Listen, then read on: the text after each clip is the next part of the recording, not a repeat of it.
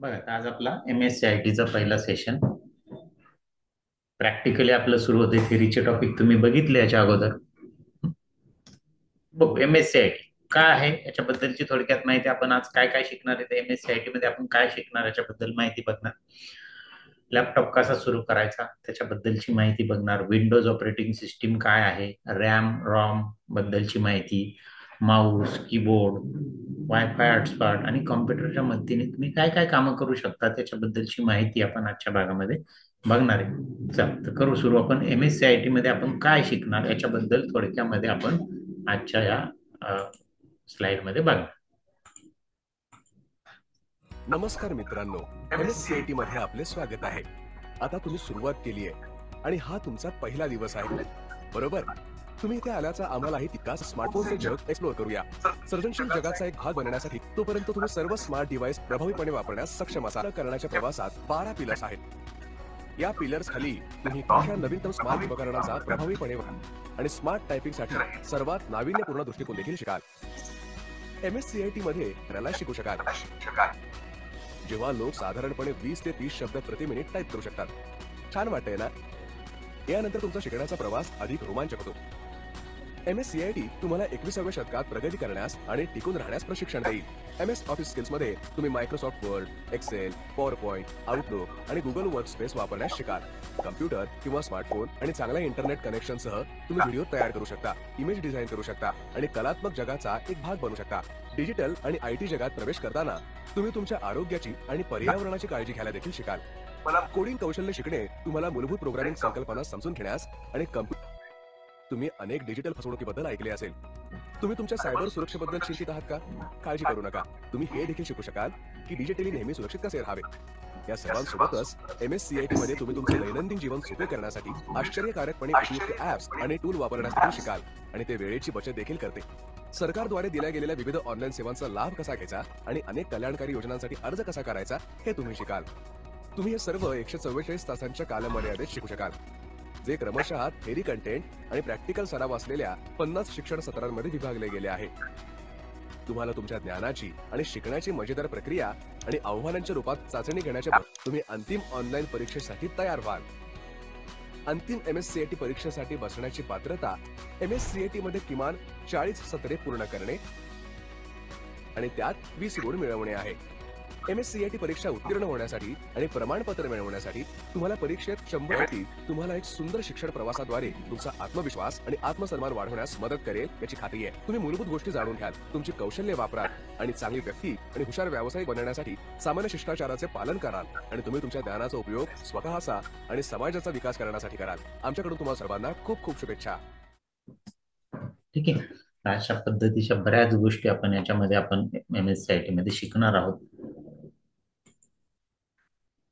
आता आपण बघणार लॅपटॉप सुरू. आपण आतापर्यंत तुम्ही बसलात, कॉम्प्युटर सुरू असतो, पण तो सुरू कसा करायचा त्याच्याबद्दलची थोडक्यात माहिती आपण बघणार आहे.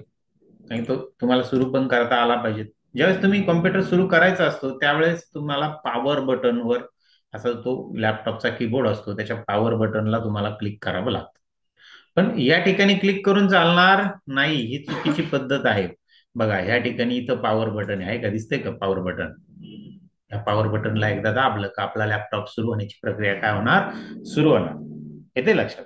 आता हे जे पॉवर बटन असतं हे प्रत्येक लॅपटॉपच्या मेक वाईज, म्हणजे कोणता डेलचा असेल, लिनोचा असेल, तर त्याच्यानुसार वेळ बदलतं. काही ठिकाणी काहींच्या इकडे असतं, काहींच्या उजव्या बाजूला असतं, बरोबर ना?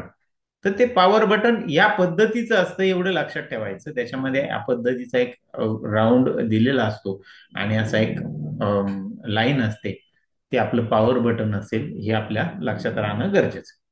ठीक आहे. पुढे महत्वाची जी उपकरणं आहे की जी आपल्याला वापरायची असतात, बेसिक ज्या वेळेस सुरुवातीला माऊस वापरतो, आपण कीबोर्ड वापरतो, हेडफोन वापरतो, वापरतो का नाही, वेबकॅम वापरतो, बरं. तर हे उपकरण काय आहे त्याच्याबद्दल थोडक्यात आपण माहिती बघणार आहे आजच्या भागामध्ये. पहिले बघू आपण माऊस बद्दलची माहिती. गरजेप्रमाणे आपल्याला लॅपटॉपला माऊस देखील असा बाहेरून जोडता येतो आणि ज्यावेळी हा माऊस जोडला जातो त्यावेळेला लॅपटॉपचं ट्रॅकपॅड आणि माऊस या दोन्ही ठिकाणून आपल्याला लॅपटॉपमध्ये कर्सर कंट्रोल करता येतो. वायरलेस माऊस कम्प्युटर किंवा लॅपटॉपला कनेक्ट करण्यासाठी हे असं USB डॉंगल असतं. ते आपण जोडल्यानंतर हा माऊस ऑन होतो आणि त्याच्या इथे हा एक लाल लाईट तुम्हाला दिसेल. याचा अर्थ आता हा माऊस या लॅपटॉप सोबत आपल्याला वापरता येईल. अशा पद्धतीने हा माऊस आपण वापरू शकतो.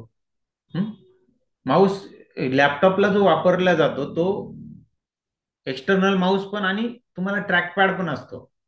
त्या ट्रॅकपॅडवरून सुद्धा तुम्हाला असं त्याचं मुवमेंट करता येऊ शकतं. बरं, या दोन्ही ठिकाणून तुम्हाला माऊस वापरता येतो. कीबोर्ड बद्दलची थोडक्यात माहिती बघू आपण. गरजेनुसार आपल्याला एक्सटर्नल कीबोर्ड देखील आपल्या लॅपटॉपला जोडता येतो. तो हा असा. हा कीबोर्ड लॅपटॉपला जोडण्याचं एक कारण हे देखील असू शकतं की एक्सटर्नल कीबोर्ड्स हे थोडे मोठ्या आकाराचे असतात आणि त्याच्यामुळे त्याच्या कीजचा आकारही थोडा मोठा असतो. जेव्हा एक्सटर्नल कीबोर्ड लॅपटॉपला जोडला जातो त्यावेळेला लॅपटॉपचा कीबोर्ड आणि एक्सटर्नल कीबोर्ड अशा दोन्ही ठिकाणून आपल्याला लॅपटॉपमध्ये माहिती भरता येते. तर एक्सटर्नल कीबोर्ड सुद्धा आपल्याला लॅपटॉपला जोडता येतो. ऑलरेडी लॅपटॉपला दिलेला असतो, त्यावरून सुद्धा टायपिंग करणं शक्य आहे, परंतु तो छोटा असतो, कॉम्पॅक्ट असतो. मग आपल्याला टाईप होणं थोडं स्पीड कमी पडू शकतो. म्हणून आपण एक्सटर्नली कीबोर्ड त्याला जोडून त्याची पण टायपिंग आपण करून घेऊ शकतो. हेडफोन तसंच आपण बऱ्याच वेळा कम्प्युटरवरती गाणी ऐकतो. त्याच्यात असलेल्या व्हिडिओमध्ये त्या संगीताचा आस्वाद घेतो.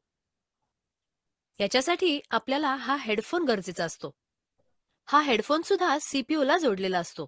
त्याच्यासाठी गाणी ऐकण्यासाठी हा असतो आउटपुट. तसंच आपला आवाज जर रेकॉर्ड करायचा असेल तर त्याच्यासाठी हा असतो इनपुट.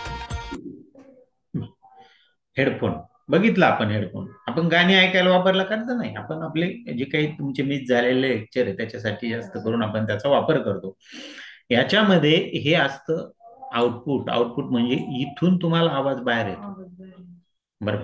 आणि हे असतं इनपुट म्हणजे काय, आपण त्याच्यात आवाज देऊ शकू, आपण तो रेकॉर्ड करू शकतो. किंवा आपण एखाद्याशी मीटिंग करतोय, आपण बोलतोय, तर हे कुठून बोलल्या जातं, कुठून आवाज जाणार, तर ह्या पिनच्या माध्यमातून जाणार. हेडफोनला असा माईक असतो पुढे, असतो का नाही.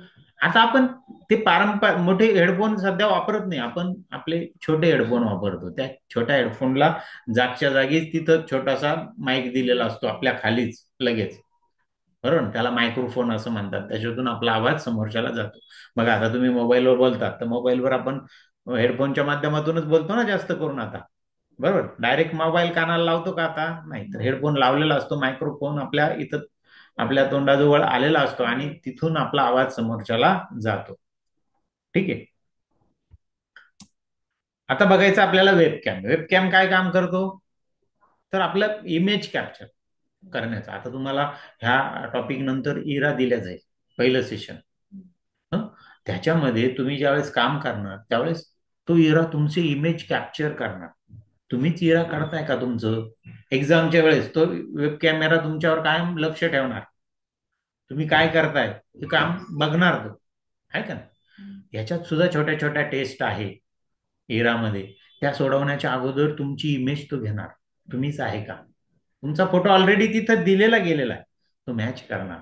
तर ह्या सगळ्या गोष्टी करून तो म्हणजे वेब कॅमचा असा. किंवा मीटिंग मध्ये तुम्हाला झूम मीटिंग मध्ये किंवा याच्यामध्ये बघा, आता मी तुमच्या समोर लेक्चर देतोय तर याच्यामध्ये कॅमेरा ऑन आहे, माझा इमेज दिसते, आहे का नाही. यासाठी ह्या वेब कॅमचा उपयोग होतो. काय हा वेब कॅम आपण बघू. बघा, कम्प्युटरचा वापर करत असताना जर कॅमेरा हवा असेल तर आपल्याला अशा पद्धतीचा कॅमेरा जोडता येतो. याला वेबकॅम असंही म्हणतात.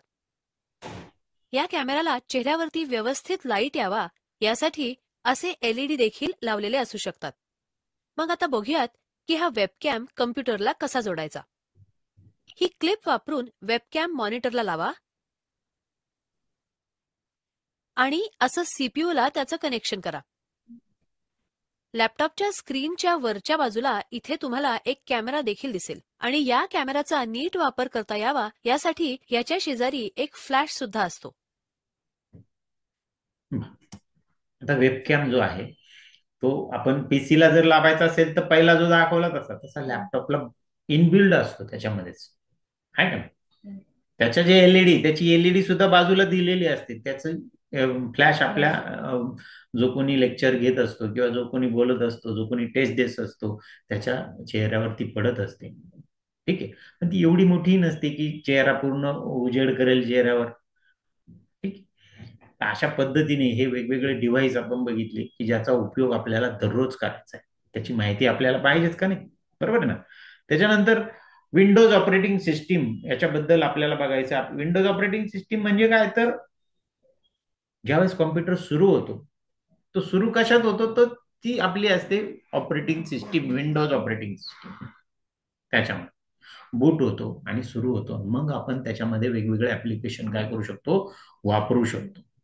विंडोज ऑपरेटिंग सिस्टीम मध्ये पुढे जाऊन आपल्याला बघायचं, पुढच्या वेगवेगळ्या टॉपिक मध्ये त्याचे वैशिष्ट्य बघायचे, त्याचे फायदे बघायचे.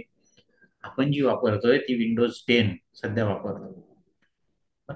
आणि आपले जे काही ऍप्लिकेशन्स आहे, रिसोर्सेस आहे कॉम्प्युटरचे, उदाहरणार्थ माऊस असेल, कीबोर्ड असेल, यांचं मॅनेजमेंट करण्यासाठी या ऑपरेटिंग सिस्टीमचा मुख्यतः उपयोग होत असतो. आता ही ऑपरेटिंग सिस्टीम ज्यावेळेस लोड होते त्यावेळेस रॅम आणि रॅम मध्ये ती माहिती स्टोअर होते. बर, तर रॅम रॅम म्हणजे काय? तर रॅन्डम ऍक्सेस मेमरी.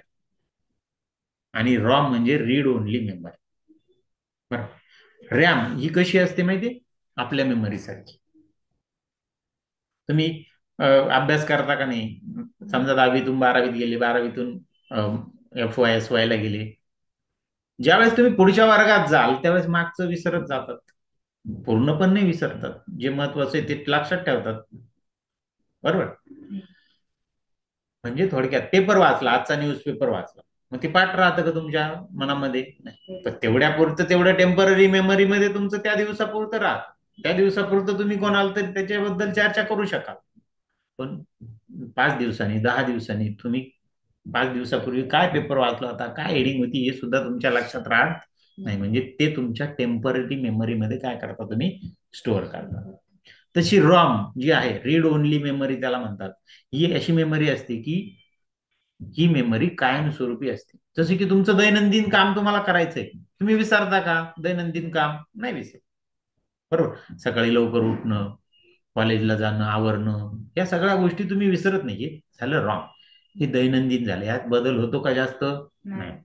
समज तसंच कॉम्प्युटरचं आहे. कॉम्प्युटरला गरजेच्या ज्या गोष्टी आहेत, जे प्रोग्राम्स आहेत, ते रॉम मध्ये स्टोअर केले जातात आणि ते दैनंदिन असतात. दररोज सुरू कसा करायचा, रिसोर्स मॅनेज कशी करायची, डेट टाइम मॅनेज कसं करायचं, ह्या गोष्टी तो करून घेत असतो. ती गोष्ट कुठं? रॉम. पण ही जी मेमरी असते ती कायमस्वरूपी असते. आणि रॅम जी आहे ती व्होलॅटाईल असते, म्हणजे तात्पुरती असते. तुम्ही काम करता, एखादी फाईल तयार करता आणि ती फाईल करता करता लाईट गेली तर ती फाईल नष्ट होते. पण ज्या वेळेस तुम्ही काम करत असतात ती त्या रॅम मध्ये स्टोअर असते. जोपर्यंत तुम्ही तिला सेव्ह कमांड देऊन हार्ड डिस्क वर नेत नाही तोपर्यंत तिची गॅरंटी नाही. येतं लक्षात? तसं रॉम, पण रॉमचा अर्थच आहे रीड ओनली मेमरी. ती फक्त वाचू शकतो, त्यात बदल करता येणार नाही. त्याच्यामुळे आपल्याला बदलच करता येणार नाही. त्यात ज्या गोष्टी स्टोअर आहे त्या कॉम्प्युटरच्या रिलेटेड आहे. तो प्रोग्रॅमर ज्याने बनवला तोच बदल करू शकतो त्याच्यामध्ये, आपण नाही बदल करू शकतो एंड युजर. समजलं? रॅम ही काय? व्होलॅटाईल आहे. रॉम काय आहे? नॉन व्होलॅटाईल आहे, बदलणार नाही. परंतु रॅम मध्ये आपल्याला माहिती टाकता येते, रॉम मध्ये आपल्याला टाकता येते का? नाही. हा त्याच्यामधला फरक. बरं, कॉम्प्युटरच्या मदतीने तुम्ही काय काय कामं करू शकतात? तर ऑनलाईन बुकिंग करू शकाल, लेटर तयार करू शकाल, आहे ना? असे वेगवेगळे कॉम्प्युटरशी रिलेटेड कामं तुम्हाला याच्यामध्ये करता येईल. ऑनलाईन फॉर्म भरता येतील. असे वेगवेगळे कामं तुम्हाला यामध्ये करता येऊ शकतात. ठीक आहे. तर आज आपण काय काय बघितलं? तर आज झालेलं जे लेक्चर आहे याच्याबद्दलची माहिती तुम्ही तुमच्या शब्दात, तुमच्या वर्कबुक मध्ये किंवा तुमच्या वहीमध्ये लिहून काढायची. त्याच्यासाठी मी तुम्हाला एक PDF फाईल देणार आहे, त्याचा वापर करायचा. आपण जे काही गोष्टी आपण शिकलो, उदाहरणार्थ वेबकॅम शिकलो, कीबोर्ड शिकलो, रॅम शिकलो, रॉम शिकलो, बरोबर? याची माहिती ती पूर्ण डिटेलमध्ये मी देणार, त्यात तुमच्या शब्दामध्ये थोडक्यामध्ये तुम्हाला लिहून काढायची. तुम्हाला पूर्ण लिहायचं असं नाही. प्लस घरी गेल्यावर तुम्हाला होमवर्क काय, पेज नंबर 2 ते 7 हे MSCIT पुस्तक तुम्हाला काय करायचंय, वाचायचंय. ठीक आहे. तर मग काय PDF देणार याची थोडक्यात आपण बघू. बघा, विंडोजचं माहिती तुम्हाला इथे दिलेली आहे. विंडोजचा टास्क मेनू, रॉम बद्दलची माहिती तुम्हाला दिलेली आहे ना. रॅम काय आहे, रॉम काय आहे, इतक्यात मी जे सांगितलं रॅन्डम ऍक्सेस मेमरी, तिची गती किती असते, तिचं मल्टीटास्किंग काय असतं, बरं, रॅमचे प्रकार कोणकोणते आहेत, रॅमची क्षमता कशात मोजली जाते त्याच्याबद्दलची माहिती, read only memory ROM, ROM काय असते, ती कशात मोजली जाते, तिचं कार्य काय असतं, बरोबर, रॉमचे प्रकार कोणकोणते आहेत, रॉमचा उपयोग काय काय आहेत, रॉमचे गुणधर्म कोणते आहेत, त्याचे फायदे काय आहेत, माऊस बद्दलची माहिती, माऊसचे वेगवेगळे प्रकार कोणते आहे, माऊस काय काम करतो याची माहिती, माऊसचे प्रकार तुम्हाला चित्राच्या स्वरूपात तिथं दाखवले आहे का नाही.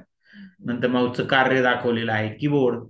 कीबोर्डचे प्रकार किती असतात, कोणकोणते असतात, बरोबर, त्याच्याबद्दलची माहिती, त्याच्या कीजच्या बद्दलची माहिती, कीबोर्डच्या की बद्दलची माहिती तुम्हाला इथे दिलेली आहे.